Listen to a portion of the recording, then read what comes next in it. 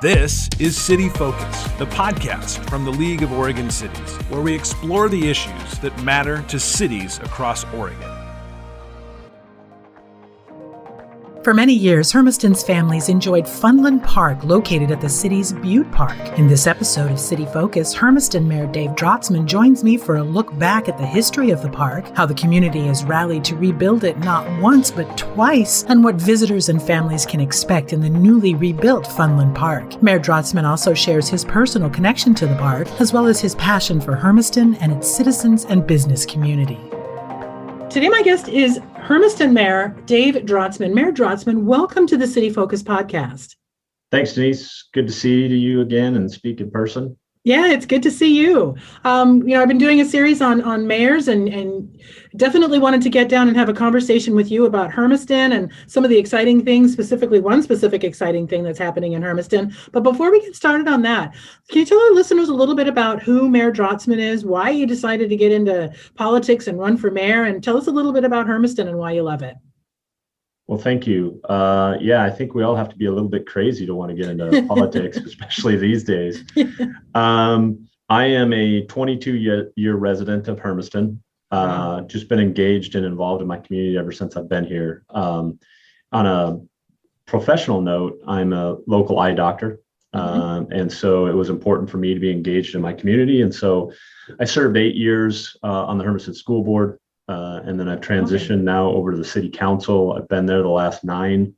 I'm serving currently a 4-year term. I'm in the first year of my 4-year term as mayor. And I've always been one of those people that wanted to help be involved in the solutions rather than complaining from the outside. I figured I'd get involved and try and help the best I can from the inside. And so it's been a good process so far, and I've enjoyed it. So I like to see that civic engagement by people in the community. You're right, because far too many people, we have a plethora of keyboard warriors, and it's really nice to see someone step up and get involved at that level and really take it personally. Yeah, especially in this era today where, so much of our lives revolve around computers. It's real easy to cast doubt on decisions that are being made by appointed or elected officials. And so I served on the LOC board for 3 years, enjoyed my time there, still engaged with the LOC and the processes there through legislation and some of the committee structure, the Diversity and Equity Committee, as well as the Legislative Committee. And so I'm still connected at the LOC, still have lots of friends there. And I think that's why this conversation came about, actually. Yeah, it is. It is. Our general counsel was over there, and what we're going to talk about, the Funland project, really piqued her interest, and she thought this would, people really need to know about this. But again, before we jump in there too, because Hermiston, you're not over here in the valley, you're over in Hermiston. Describe a little bit about what's life in Hermiston like, and I know everything sort of happens in the I-5 corridor seems to permeate the rest of the state, but talk to us a little bit about what makes Hermiston such a great city. Yeah, it's hot right now. Yes. What are you expecting? I know as we're recording this, we're coming up on a very unusual heat wave. What are you expecting in Hermiston this weekend? We're supposed to be 100-ish today and up into the low 100 teens by the next week. So yeah, it's not pretty right now, and we're kind of like experiencing that across the state. Drought situation in our county right now, and the wheat harvest is starting out here, and so we're a big agricultural-based community. Fortunately, where Hermiston is located, it's mostly irrigated ag.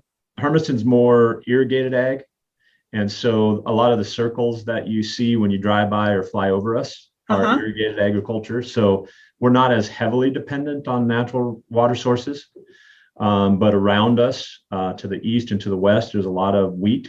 And so those wheat farmers are going to struggle this year just because of the drought situation. So yeah, it's pretty hot right here. What makes Hermiston special is our agriculture, our agricultural community, our kind of Western heritage of background. We are also located at the crossroads of 2 major interstates, 82 and 84. And so we have a lot of logistics here. FedEx, UPS, Walmart Distribution Center, UP all have major sources of employment here in our region.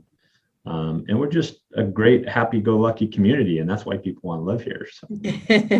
And we rally around issues and causes and work to help support our neighbors. And one of the projects we're going to talk about today was a huge uprising for our community. So it's great. So let's just jump right into that. We're talking about the Funland Playground, and that's been something that's been near and dear to your heart for a very long time. But there was some tragedy involved in that, and there's been some setbacks. But so let's start at the beginning of what this project is, and then we can work our way to where we are today with the exciting things that are happening with it. Yeah, absolutely. A little bit about me and how I got to Hermiston. I grew up in Yakima, Washington, and 22 years ago, some doctors out of Pendleton actually were trying to recruit a provider to come service an office here in Hermiston, and they took me on a tour of the community. And once I got to meet the people and got to know how open and engaging they were, welcoming, they also took me by a small little playground in the community called Funland. It was a community-built facility built back in 1996. If you remember the Leathers Company, they went around the country and built these wooden play structures. And this one was community-driven, community-built, no funding from the city or very little funding from the city. And so it was just a big issue or a big rally around trying to address a need within the community for our children. When I went there and I saw the passion that they put into this playground and the commitment they have to their children. I was a young parent. I had two young kids. They were like 3 and 1 at the time. And so it really meant something to me. And it's really part of why I moved to Hermiston in the first place. Oh, interesting. And so that was fall of 99 when I moved here. Fall of 98, sorry. And the park was just a couple years old.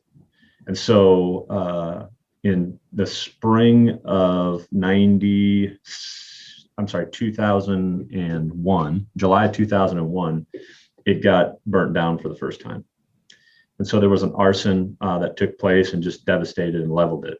It's an all wood structure. Yeah. It didn't take much. It's hot out here in July and it went up like matchsticks. And that year, the community rallied again. We had some insurance money to help that time build the project. But again, it was community driven, community led. Took 6 days of hundreds of hours of donated labor and community commitment to help rebuild that project. Rebuilt it in 2001. And then in the spring of 2019, it was burnt down again. Was it arson this time or was it an accident? Suspected arson again. Yeah. It's in a location where it's not very likely that it's an accident, a lightning strike or a field fire catch or something like that. It's pretty off the beaten path and in the middle of a irrigated park. And so it's suspected arson. Either time we haven't caught the individual, unfortunately. That's so frustrating as for a community. Pretty devastating. Yeah. Devastating to those of us, the first time, and then to have it happen again, just you kind of look at culture a little differently and you start to think, how can people be so evil that they want to ruin a fun place for kids to play and enjoy the community and something that people put a lot of hard work into and were passionate about. And so it was really sad. In fact, the morning of, I got the phone call that really early that morning. I came out and surveyed the damage, and I actually did a little video, a Twitter video. I think it's still on my Twitter page if those people are interested. And it was really, touched me personally. And that afternoon or that later that morning, TV station showed up from Tri-Cities and wanted to interview me, and I nearly bawled through the entire thing. Oh, yeah, I bet. I had a hard time holding it together because my kids grew up on this playground. It's the reason I moved to Hermiston, or one of the reasons I moved to Hermiston, besides the opportunity, is the people. And how could somebody do that, to these families and these kids? And so it was very heart-wrenching to me. And so I made a statement at that time that we would rally around this issue, and as a community, we'd build this thing again out of the ashes for something that's bigger, better, and stronger than before. And we have. And it's been a 2-year timeline. Wow. Now, we went through kind of a what do we do phase. Probably a mourning phase too. It was a mourning phase for a while, but almost instantly at city council meetings, we had the room filled. Lots of social clubs, community service organizations, just members of the community showing up at our city council meeting. We need to rebuild this. We need to do it right away for our kids. And it was just, a huge outpouring of support for the community. The city, of course, got behind it and supported it and wanted to see it built better as well. And so it took us a process. We wanted to engage as many people in the community as possible, make it as inclusive as possible, make it as accessible as possible, and as resilient as possible. So we put together a committee right away of stakeholders within the community, including the city and others. I think there was about 30 people that were engaged in that process. And what do we want the future Funland to look like? We knew we probably didn't want it to be wood again. Yeah, I would think. Let's find some more arson-proof products. And so, but can you make plastic and metal, kid attractive and make it friendly? And so we found some vendors and we worked with some vendors to kind of come up with some concepts and ideas to redesign this project and make it, user friendly and accessible and resilient. And so it's now 2 years later. We went through, there's a small group of us that went through a process that reached out to the city and said, hey, we think we can do better. We think we can build this thing even better than how it had been done in the past. And we'd like to ask the community to help us in that financially. So again, the city got some insurance money, about $800,000 to help rebuild this project, but it was going to take a lot more to meet the city and the community's vision. And so we asked for a timeline of about 4 months to reach out to the community.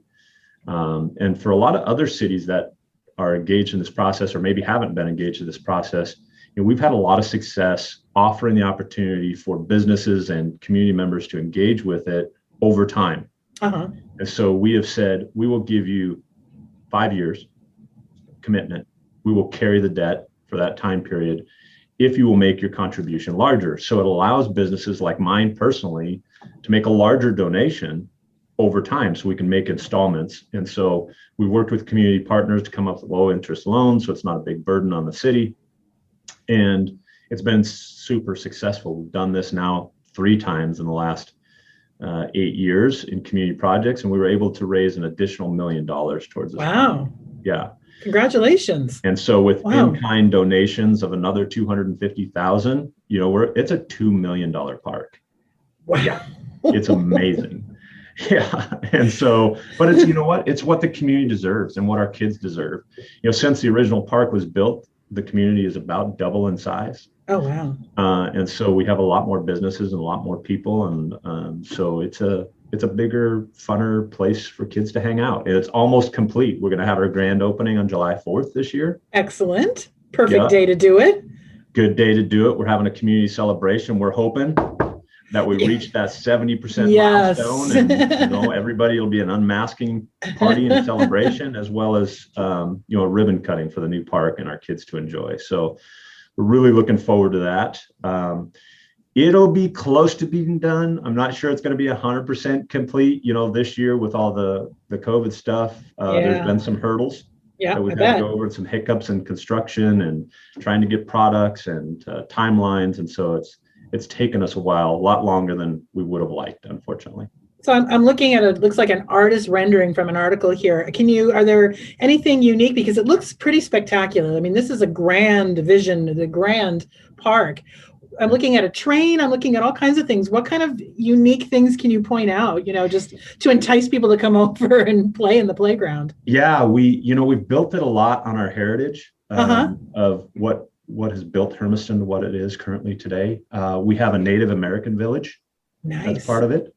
We have the railroad, which has been a huge part of Hermiston's development. Agriculture. We have a silo.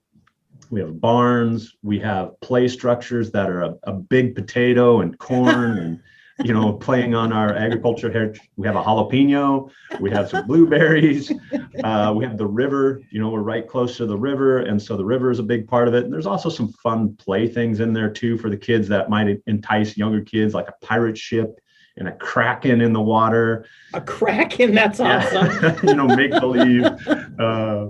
Octopus kind of guy. That's we call it the kraken. There is a 30-foot crawling structure. We have a 15-foot silo with a big slides coming out of it. And so it's all based on a what's called a poured in place foam rubber surface. Okay. It's all made out of metal and high grade plastics. Interesting. So hopefully it's more flammable or less flammable and more fire resistant and fire retardant.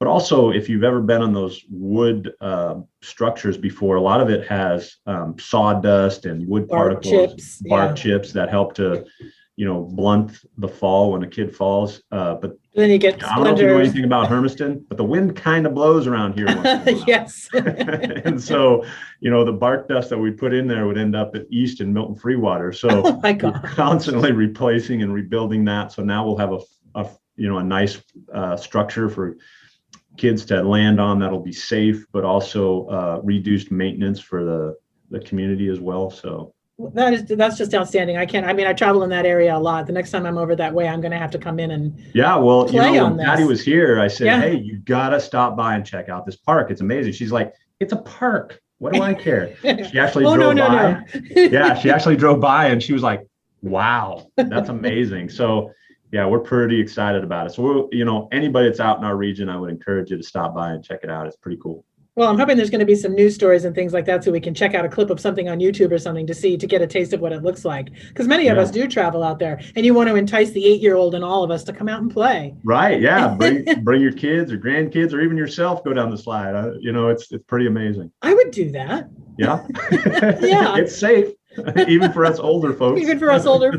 Creaky bones and all. Yeah, we won't break anything, hopefully. Yeah, we'll have a soft landing.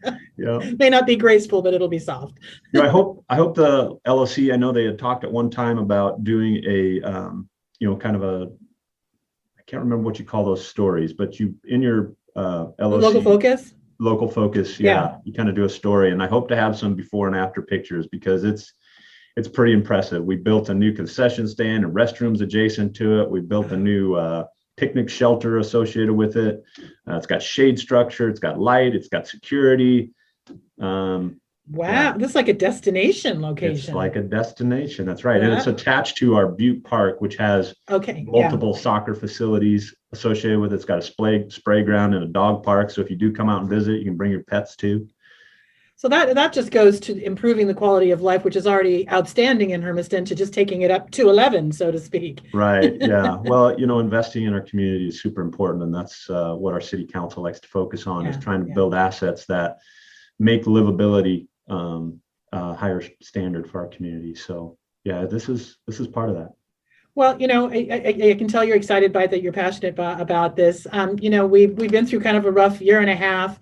Things looking up in Hermiston. Are you optimistic for the future? Yeah, we're starting to come out of it. Unfortunately, our community and our county have been pretty hard hit this last year. Businesses kind of been devastated. Our restaurants, movie theaters, bowling alleys, all been pretty much closed an entire year. We're still in high risk category. Oh no. Unfortunately, our vaccination rate isn't where we'd like it to be. We're hoping that the rest of the state kind of carries us across the finish line and we can open up when we reach that 70%, because it doesn't look like Umatilla County is going to get there. And so we've lost a lot of our community members in the process too. 85 members of our county have passed away, or 88, something like that in the last year. Mm-hmm. And a huge percentage of people have been infected by the disease. And so it's been a tough year for our region. And so we're looking for some happiness and some light at the end of the tunnel to bring us out of this. And I think this and the 4th of July celebration could be part of that. It sounds like it. It's something to look forward to, something that's very optimistic and uplifting. I was wondering though, too, did you notice an uptick in people moving into Hermiston? Because you've kind of seen people we've spent a year and a half telecommuting, many people, and they could move more rural. Did you see any uptick in that in the area? We've got great internet connectivity out here. So if anybody's looking for a lower cost place to live, move a little slower pace, move out to the sunshine. You can afford a house out here. The unfortunate part, like a lot of communities right now, our inventory is pretty much zero. Market's crazy. It's crazy. And we're building homes. We built more homes last year than we have in any year for the last 20 years. And that is set to be outpaced again this year. And so we're continuing with the construction and building. We just can't keep up with the pace. And the costs, unfortunately, are going up as well. Yeah. And so, if you're thinking about moving, it's hard right now because the inventory is just not there. Where do you move if you do sell? Exactly. I think they're saying it's about 1 month inventory at this point. I mean, and it's been crazy. Yeah. Pretty steady that way for a while. It's unfortunate, because we could use, as we're seeing a lot of businesses across the state, the number one issue right now is workforce. Yeah. And so that's a big issue for our businesses. I hear it all the time in my community right now. We need more workforce. We need more employees. And so we're trying to do everything we can to provide livability assets and reasons for people to want to move here and come here and live here. And help our employers build out their workforce, because that's a big challenge for our region right now. Yeah. Yeah. Well, I think, this park, I mean, it sounds absolutely spectacular, and young families with kids. And we just approved an $89 million school bond here this last year. And so we're building 2 new brand new schools and adding on to our high school. So our facilities are pretty impressive. Yeah. Our education facilities and the investment that we put back into our kids and our community is pretty awesome. So excellent. Well, congratulations on this project. I mean, I can't wait to see it. And it sounds like you are optimistic for the future for Hermiston. It's a wonderful little city. Well, how big is Hermiston actually? It's not that little. Yeah, we're 19,000, Okay. On the census. It'll be interesting to see what the 2020 census comes back. I think we're bigger than that. Inside our UGB, we're about 25,000. Okay. So, we're on the smaller little city, or we're on the bigger, smaller city size. So the bigger, smaller city size. Yep. Well, Mayor Drotzmann. The good news too about LOC is you're going to have the spring symposium out here next year. That's right. That should encourage more people to come out and visit us and bring their families and hang out. And I bet that playground is going to be packed with just attendees. Yeah, I'm hoping. Yeah, it should be we'll put it on the sightseeing list for people to go out there to see it. There you go. Yeah, it's pretty amazing. And maybe we'll make that one of the tours as part of the symposium, to go out and how do you do something like this in your community? Oh, yeah, absolutely. Well, Mayor Drotzmann, it has been a pleasure talking to you and learning all about this project and a little bit more about you and the city. So I just want to thank you again for taking the time out of your day, for spending some time with us and filling us in on this. It's been wonderful. Denise, it's always fun. I enjoy communicating with you, and anytime I can help out, I'm always here. Thanks very much. Thank you. Thanks for listening to this episode of City Focus. We will be talking with more mayors from across our state to hear their stories and how their communities are faring as we move forward into 2021 and beyond. If you're a mayor or city councilor from Oregon and would like to share your city's story on the podcast, send me an email at cityfocus@orcities.org.